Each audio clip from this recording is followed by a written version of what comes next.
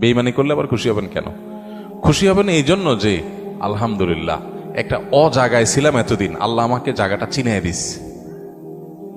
ও যদি বেঈমানিটা এখন না করতো, আমারে আরো কিছুদিন ভাড়াইয়া তারপরে করতো, আমি আরো বেশি ক্ষতিগ্রস্ত হইতাম।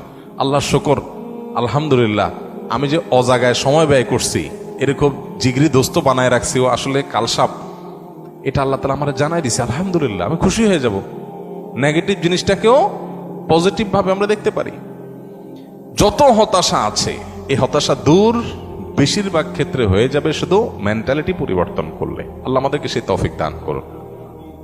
আমাদের কিচ্ছু নাই, ঘরে অল্প স্বল্প আছে, আমরা যার আছে তার সাথে তুলনা করবো না। আমার যা আছে তা নিয়ে আমি অনেক হ্যাপি, আলহামদুলিল্লাহ।